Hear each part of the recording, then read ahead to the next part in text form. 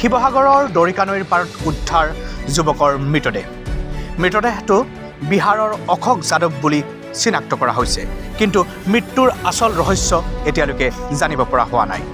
আজি জিলা দণ্ডাধীশৰ উপস্থিতিত শিৱসাগৰ জিলা আৰক্ষীয়ে উদ্ধাৰ কৰিছে এই মৃতদেহটো আৰু মৰণোত্তৰ পৰীক্ষাৰ বাবে প্ৰেৰণ কৰিছে।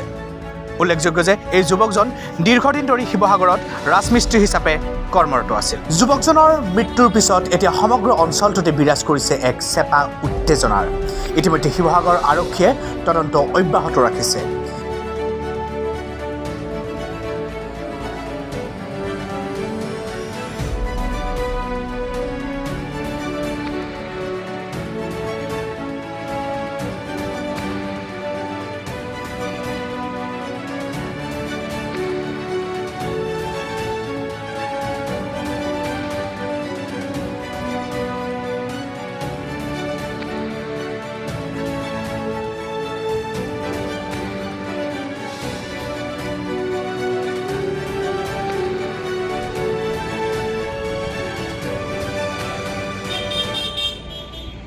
अशोक यादव नाम आसले मोर दादा আছে এইটো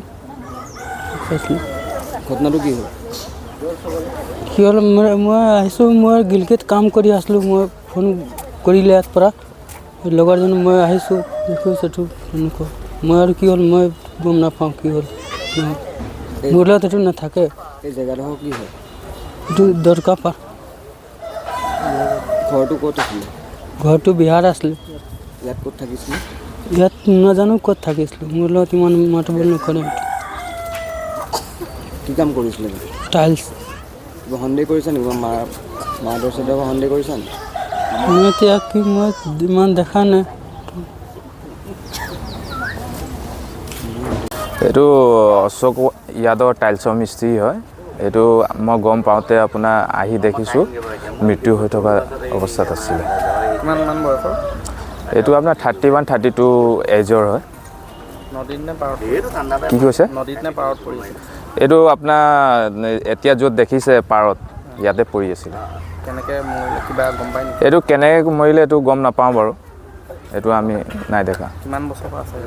হা? কিমান বছৰ হ'ল ইয়াত? মই প্ৰায় ইয়াতে লগ পাই থাকোঁ তাক। আৰু কোন কোন আছে তাৰ পৰিয়ালত? তাৰ পৰিয়ালততো মই জানোতে তাৰ ভায়েক এটা আছে আৰু খুৰা আছে আৰু গাঁৱৰ মানুহবিলাক আছে। আৰক্ষী আহিছে? আৰক্ষী আহিছিলে। শিৱসাগৰৰ পৰা ফাৰহান লস্কৰৰ ৰিপৰ্ট, নিউজ টাইম 3।